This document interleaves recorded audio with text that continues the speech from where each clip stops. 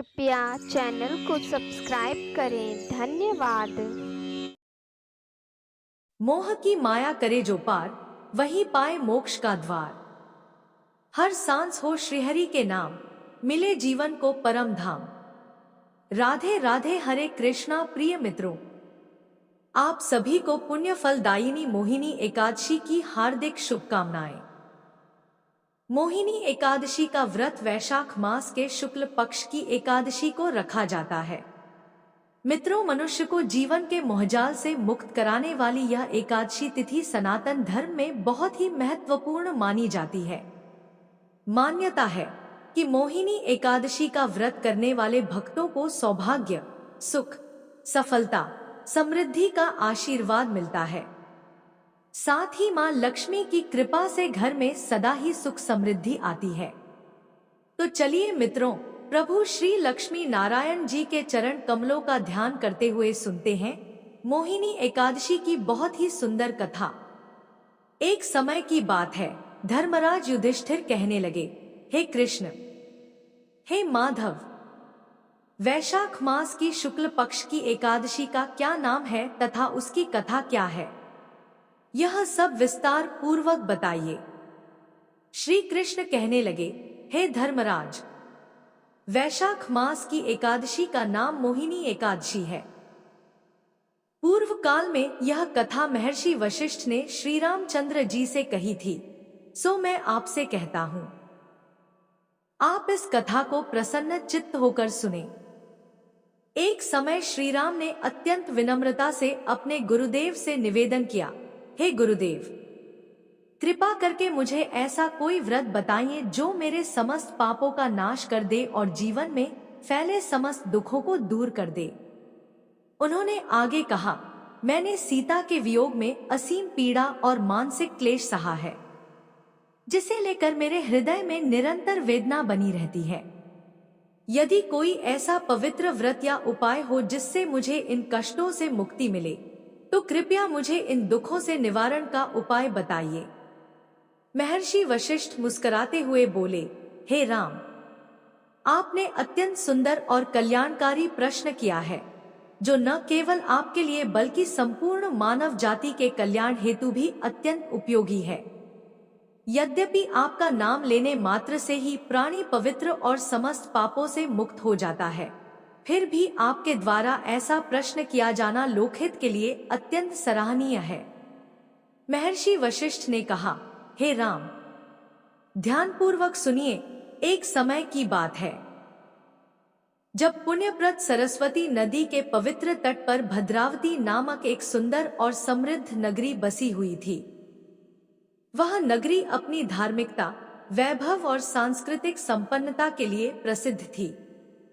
उस नगरी पर चंद्रवंश से उत्पन्न एक तेजस्वी और धर्मपरायण राजा राज्य करता था, जिसका नाम था दूतिमान। उसके शासन में प्रजा सुखी, धर्मनिष्ठ और समृद्ध थी। उसी नगर में एक अत्यंत पुण्यात्मा, धर्म प्रेमी, दानशील और धनधान्य से परिपूर्ण वैश्य निवास करता था, जिसका नाम था धनपाल। धनपाल अत्यंत धर्मनिष्ठ, सदाचारी और भगवान विष्णु के अनन्य भक्त थे, जिनका जीवन सत्कर्मों और परोपकार में व्यतीत होता था।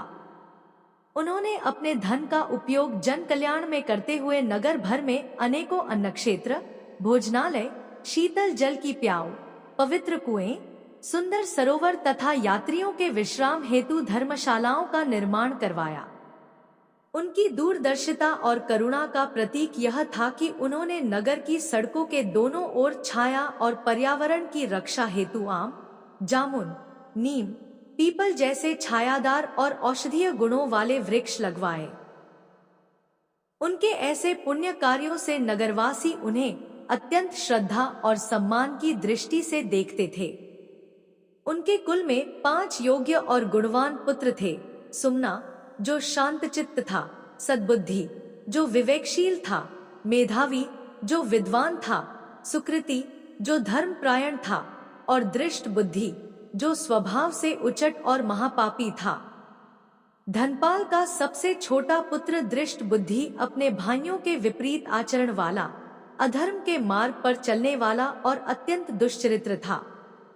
वह न तो पितरों का श्राद्ध करता, न देवताओं की पूजा करता और न ही किसी धार्मिक कर्मकांड में रुचि रखता था। उसके लिए धर्म और सदाचार का कोई मूल्य नहीं था। वह दिन रात वेश्याओं की संगति में लिप्त रहता, जुए जैसे विनाशकारी व्यसनों में अपना समय गंवाता, परस्त्रियों के साथ भोगविलास करता और शराब तथा अन्य मादक पदार्थों का नियमित सेवन करता, जिससे उसके चरित्र और जीवन का पूर्ण पतन होता जा रहा था। और इसी प्रकार अनेक कुकर्मों में वह पिता के धन को नष्ट करता रहता था।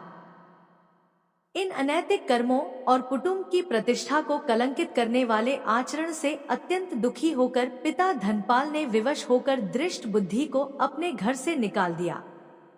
घर से निकाले जाने के बाद वह कुछ समय तक अपने पास बचे हुए गहनों और वस्त्रों को बेचकर जैसे तैसे अपना जीवन चलाने लगा, परंतु वह ऐशविलास की आदतों को त्याग न सका।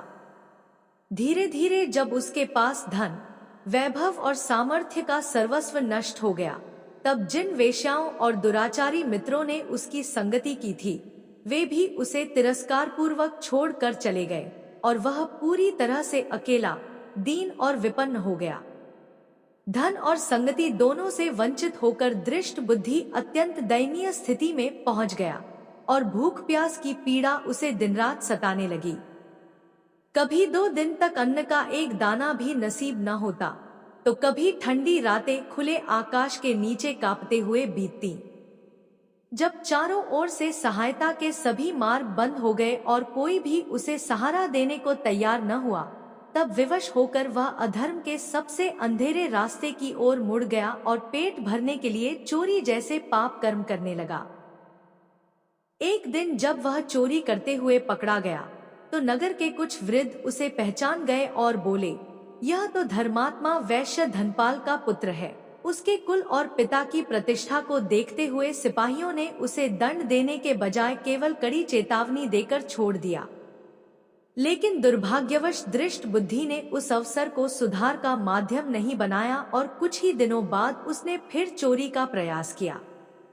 इस बार जब वह दोबारा पकड़ा गया, तो अपराध की पुनरावृत्ति और उसकी गिरती हुई चरित्र की छवि को देखते हुए राजा ने उसे क्षमा न करते हुए सीधा कारागार में डालने का आदेश दिया, जहां उसे कठोर दंड और अत्यंत दुख सहने पड़े।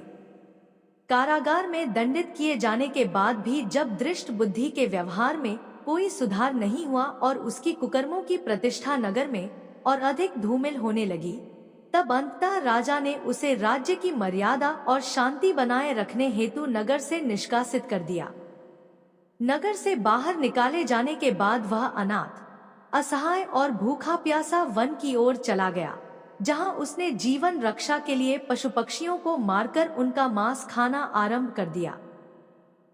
धीरे धीरे उसमें हिंसा की प्रवृत्ति बढ़ती गई और वह पूरी तरह से एक निर्दयी शिकारी बन गया, जिसने अपने जीवन का उद्देश्य ही शिकार करना बना लिया। वह अब धनुष बाण लेकर वन में भटकता रहता, जंगली जीवों का शिकार करता और उसी से अपनी क्षुधा शांत करता। एक दिन दृष्ट बुद्धि अत्यंत भूख और प्यास से व्याकुल होकर वन में भटकता भटकता भोजन की तलाश में इधर उधर घूम रहा था। उसी विक्षिप्त अवस्था में वह अनजाने में एक पवित्र स्थान कोडिन ऋषि के शांत और तपोमय आश्रम के समीप जा पहुंचा, जहां प्राकृतिक सौंदर्य और तपस्वियों की उपस्थिति से वातावरण पवित्र और दिव्य बना हुआ था।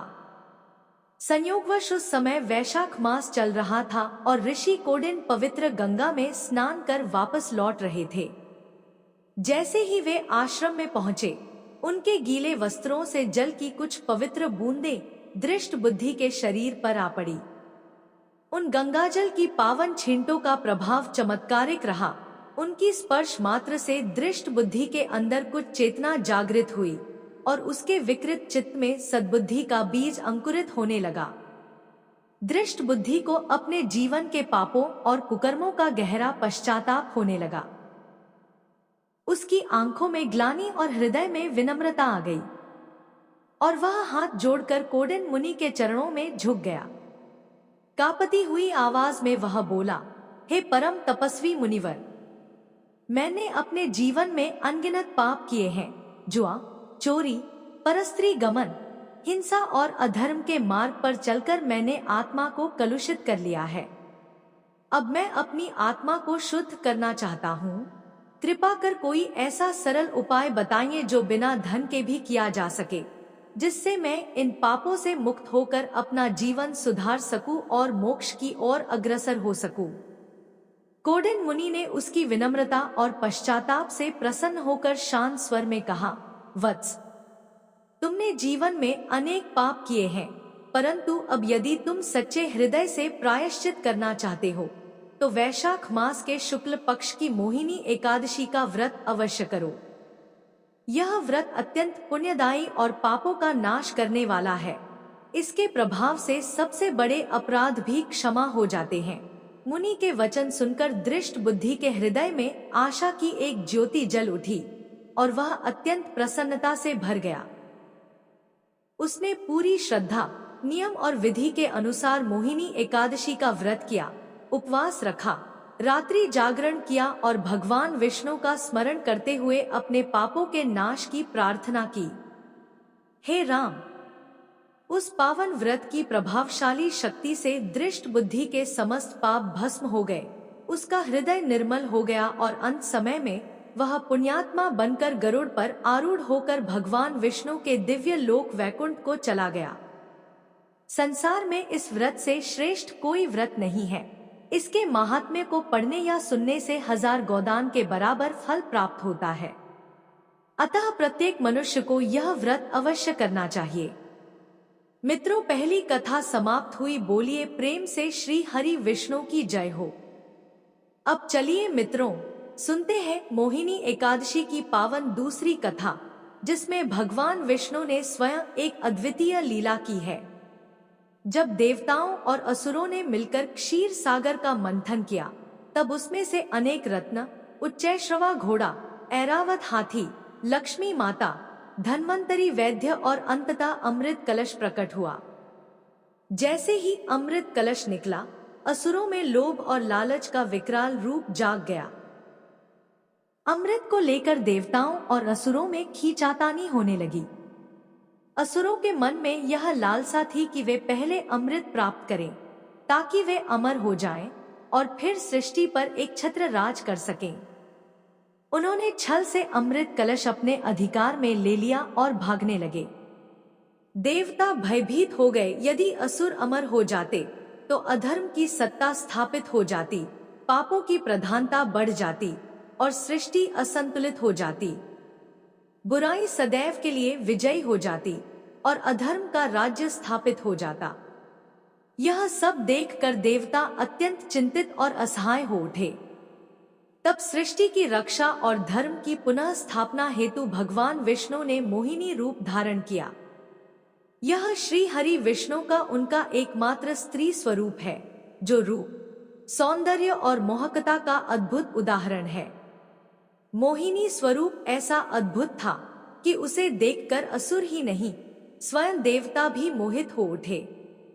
भगवान मोहिनी रूप में असुरों के पास गईं और उन्हें कहा, मैं इस अमृत को न्यायपूर्वक सबको बांट दूंगी, लेकिन शर्त है कि आप मेरी बातों का पालन करेंगे। असुर उनकी रूपमाधुरी पर मोहित हो गए और अमृत कलश मोहिनी को सौंप दिया। भगवान विष्णु ने चतुराई से पहले देवताओं को अमृत पान करा दिया और असुरों को भ्रम में रखा। तभी एक असुर स्वर्णभानु देवता का रूप धरकर पंक्ति में बैठ गया और अमृत पीने लगा। तभी सूर्य और चंद्र देव ने उसकी पहचान कर ली और इशारा किया। तत्क्षण भगवान विष्णु ने सुदर्शन चक्र से उसका सिर और धड़ अलग कर दिया। चूंकि उसने अमृत पी लिया था, इसलिए वह मरा नहीं। उसका सिर राहु और धड़ केतु कहलाया, जो आज भी ग्रहों के रूप में प्रतिष्ठित है और समय समय पर सूर्य और चंद्र को ग्रसित करते हैं, जिससे ग्रहण होता है। यह अद्भुत और पावन लीला जिस दिन घटित हुई, वह वैशाख मास की शुक्ल पक्ष की एकादशी थी। तभी से इस एकादशी को मोहिनी एकादशी कहा जाने लगा।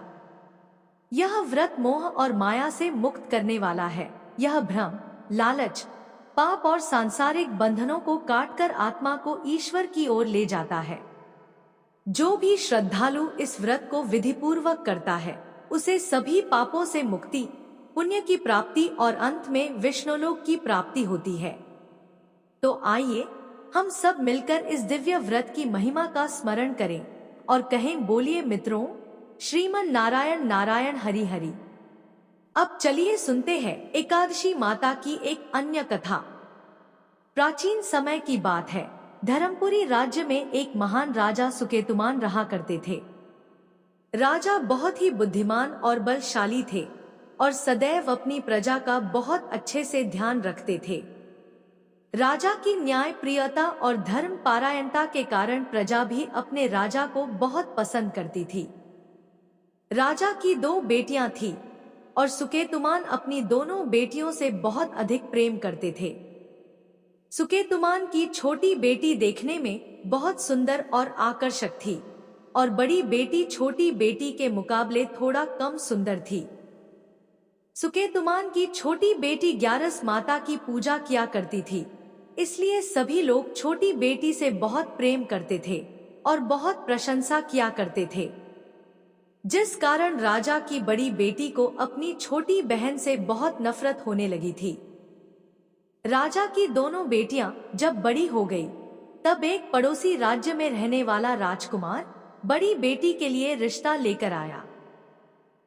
लेकिन जैसे ही उस राजकुमार की नजर राजा की छोटी बेटी पर पड़ी, तो वह राजकुमार उस पर मोहित हो गया और उससे पहली नजर में प्रेम कर बैठा। इसी के साथ उस राजकुमार ने राजा की बड़ी बेटी के साथ विवाह करने से मना कर दिया।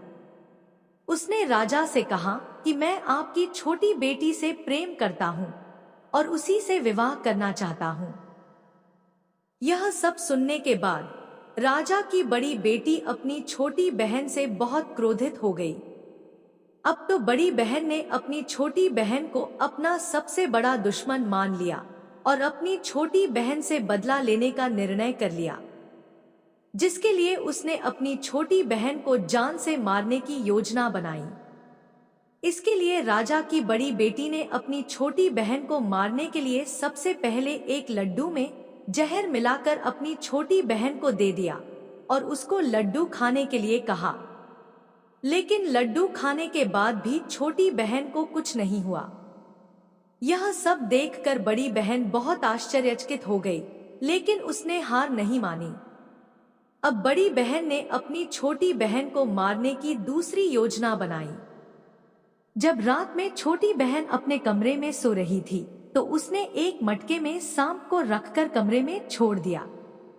लेकिन सांप भी छोटी बहन का कुछ नहीं कर पाया। जिसके बाद बड़ी बहन ने अपनी छोटी बहन से कहा कि चलो हम लोग कुएं से पानी भरकर लाते हैं। जिसके लिए वह अपनी छोटी बहन को पानी भरने के बहाने से कुएं के पास ले गई और उसने अपनी छोटी बहन को कुएं में धक्का दे दिया। लेकिन छोटी बहन को तब भी कुछ नहीं हुआ, क्योंकि हर बार ग्यारस माता उसकी रक्षा कर रही थी। उधर बड़ी बहन अपने सारे प्रयासों के बाद भी असफल हो रही थी, जिससे वह बहुत क्रोधित होती जा रही थी। फिर उसने अपनी छोटी बहन के पास जाकर उससे खुद ही पूछा कि मेरी प्यारी बहन, तुमको पता है भगवान ने सबकी मृत्यु एक निश्चित समय पर लिखी हुई है, पर बहन क्या तुमको पता है कि तुम्हारी मृत्यु कैसे होगी? क्या यह तुम जानती हो? तब छोटी बहन ने अपनी बड़ी बहन को बताया कि हाँ दीदी, मैं तो जानती हूँ मेरी मृत्यु कैसे होगी। छोटी बहन से यह सुनकर बड़ी बहन मन ही मन बहुत प्रसन्न होने लगी और उसने अपनी छोटी बहन से कहा कि बहन, मुझे तुम अपनी मृत्यु का राज तो बताओ। छोटी बहन के मन में कोई छल पाप नहीं था। उसने अपनी बड़ी बहन से कहा कि दीदी, मेरी मृत्यु, मेरे प्राण तो एक तोते में है। जो तोते के गले में एक हार है, उससे मेरी मृत्यु होगी। जब तक कोई भी व्यक्ति तोते को मारकर वहां हार अपने गले में पहन लेगा, मैं मूर्छित हो जाऊंगी, और जैसे ही उस हार को अपने गले से उतारेगा तो मैं वापस से जीवित हो जाऊंगी। अपनी छोटी बहन की मृत्यु का राज जानकर बड़ी बहन बहुत ही खुश हो गई और उसने अपनी छोटी बहन को मारने के लिए उसके पालतू तोते को ढूंढना शुरू कर दिया। छोटी बहन को इस बात का आभास हो गया था कि कोई उसकी जान लेना चाहता है, जिसके लिए वह अपने पिताजी के पास गई और उसने अपने पिताजी से कहा कि पिताजी, मेरी मृत्यु के बाद मुझे जलाइएगा मत, बल्कि आप मुझे अपनी पुरानी वाली हवेली में एक पलंग में लिटाकर छोड़ दीजिएगा। अपनी छोटी लड़की की यह बात सुनकर राजा बहुत आश्चर्यचकित हो गए। राजा ने अपनी छोटी बेटी से पूछा, बेटी तुम यह सब क्या कह रही हो? तब राजा की छोटी बेटी ने कहा, पिताजी, समय किसी के लिए नहीं रुका है, किसे कब क्या हो जाए किसी को कुछ पता नहीं है। और फिर राजा ने अपनी छोटी बेटी से कहा कि तुम ऐसी बातें क्यों कर रही हो? 2-3 दिन में तो तुम्हारा विवाह है। लेकिन छोटी बेटी ने अपने पिताजी को ऐसा करने पर मजबूर कर दिया और उनसे वचन ले लिया। राजा ने भी अपनी छोटी बेटी की बात स्वीकार कर ली और 2-3 दिनों के बाद जब शादी का समय आया तब राजकुमार बारात लेकर राजा के घर पर आया और राजकुमार और राजा की छोटी बेटी का विवाह शुरू हो गया। जैसे ही राजा की छोटी बेटी राजकुमार के साथ फेरे लेना शुरू करती है तो उसकी बड़ी बहन अपनी छोटी बहन के कमरे में जाकर उसके तोते को पकड़ लेती है और उसको जान से मार देती है और तोते की गले में जो था उसको अपने गले में धारण कर लेती है। जैसे ही बड़ी बहन उस हार को अपने गले में धारण करती है तो उधर छोटी बहन 3.5 ही फेरे ले पाती है और वहीं पर बेहोश होकर गिर जाती है। जिसके बाद राजा ने बड़े बड़े हकीमों को बुलवाया और अपनी छोटी बेटी का इलाज करने के लिए कहा। राजा की बात सुनकर वैद्य ने छोटी बेटी को जब जांच किया तो राजा को बताया कि आपकी छोटी बेटी ना तो जीवित है और न ही मरी हुई है। मैं ऐसा पहली बार देख रहा हूँ। राजा ने वैद्य और हकीम को यह बात बाहर बताने से मना कर दिया और उनको कहा कि अगर तुमने यह बात किसी को बाहर बताई तो हम तुम्हें फांसी दे देंगे। राजा ने अपनी छोटी बेटी को पुराने महल में जाकर एक पलंग पर लेटा दिया और वहां पर कुछ सैनिकों को तैनात कर दिया और वापस अपने महल पर आ गया। राजा की बड़ी बेटी अपने पिताजी के पास आई और कहने लगी कि पिताजी, अगर यह शादी संपन्न नहीं हुई तो आपकी इज्जत का क्या होगा? आप कहें तो मैं आपकी इज्जत बचाने के लिए राजकुमार से शादी करने के लिए तैयार हूँ। जिसके बाद राजा ने अपनी बड़ी बेटी की बात मान ली और राजा ने बड़ी बेटी को छोटी बेटी के कपड़े पहनाकर मंडप पर भेज दिया। लेकिन राजकुमार यह जान गया कि यह राजा की छोटी बेटी नहीं है, बल्कि यह राजा की बड़ी बेटी है। लेकिन जब राजकुमार ने शादी करने से मना किया तो सभी लोगों ने राजकुमार को विवश करके राजा की बड़ी बेटी से बचे हुए फेरों को संपन्न करा दिया और विवाह करवा दिया। जिसके बाद राजकुमार राजा की बड़ी बेटी को अपने महल ले गया। राजकुमार राजा की बड़ी बेटी से ना तो बात करता था, ना ही उसको पसंद करता था और न ही उसके आसपास भटकता था। अब राजकुमार ने यह फैसला लिया था कि वह अपनी प्रेमिका को ढूंढ कर रहेगा और यह जानकर रहेगा कि उसके साथ हुआ क्या है। एक दिन राजकुमार अपने घोड़े पर सवार होकर राजा के पुराने महल के पास पहुंच गया, जहां पर उसने कुछ सैनिकों को देखा। महल के पास पहुंचकर राजकुमार ने जब महल को ध्यान से देखा तो वह समझ गया कि यह तो हमारे ससुर जी का ही महल है। तब राजकुमार ने सैनिकों से पूछा, तुम लोग यहाँ क्या कर रहे हो और इस महल के अंदर उस पलंग में कौन लेटा हुआ है? जिसके बाद सैनिकों ने बताया कि यहाँ पर राजा की छोटी बेटी बहुत समय से सोई हुई है। यह सब सुनकर राजकुमार बहुत प्रसन्न हो गया और वह तुरंत अपनी प्रेमिका के पास पहुंच गया और उसकी सेवा करने लगा। जैसे ही रात हुई तो राजा की छोटी बेटी उठकर खड़ी हो गई। राजकुमार यह देखकर बहुत खुश हो गया। उसने अपनी प्रेमिका से पूछा कि तुम यहाँ क्या कर रही हो? तुम मेरे साथ मेरे घर चलो। राजा की छोटी बेटी ने राजकुमार को सारी बातें बता दी कि मेरी जान एक तोते में बसी थी और मैंने यह बात सिर्फ अपनी बड़ी बहन को बताई थी और मुझे पता है कि उसने ही मुझे मारने का प्रयास किया है।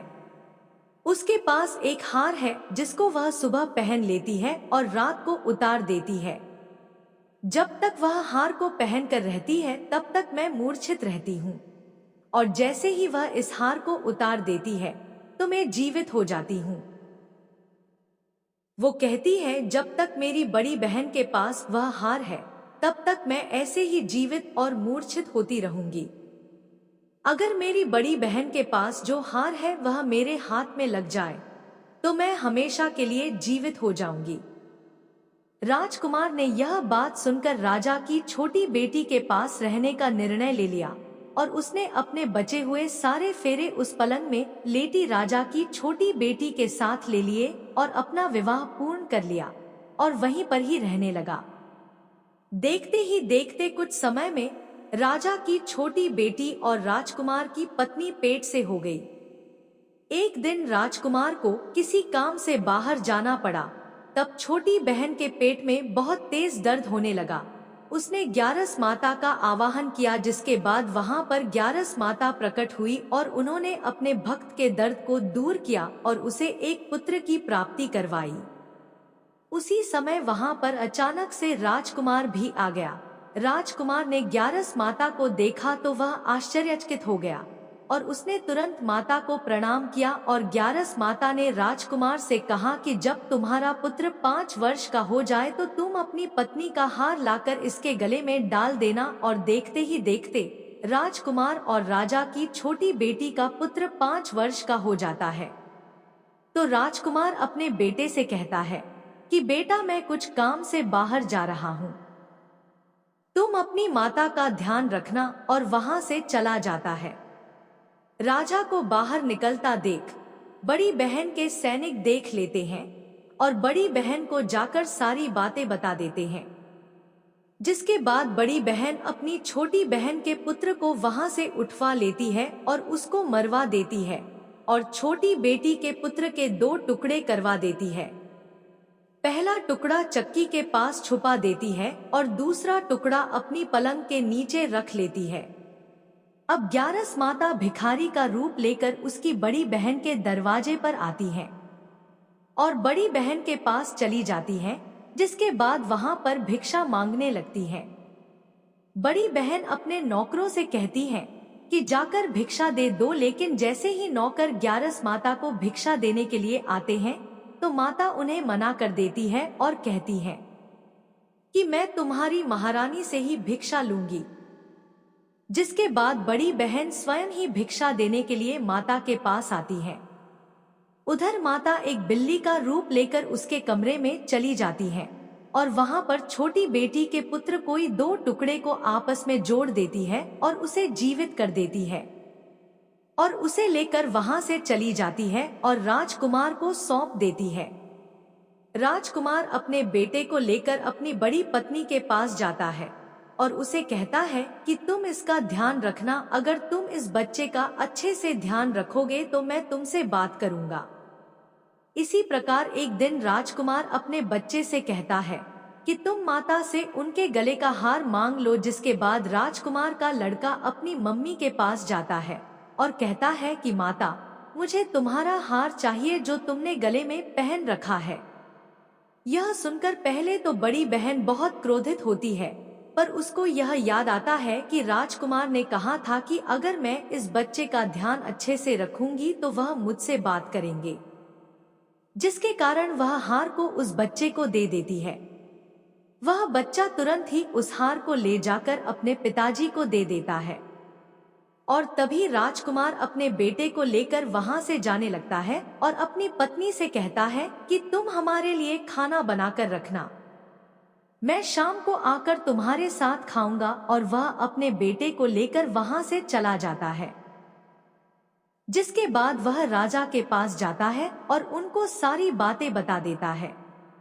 राजा अपनी बड़ी बेटी की यह कटु कर्म सुनकर बहुत क्रोधित होते हैं और उसे सजा सुनाता है और अपनी परवरिश पर ही दोष देने लगते हैं और राजकुमार को अपनी छोटी बेटी के साथ रहने के लिए आदेश देते हैं। कथा समाप्त हुई। तो प्रेम से बोलिए मित्रों, एकादशी माता की जय, ग्यारस माता की जय।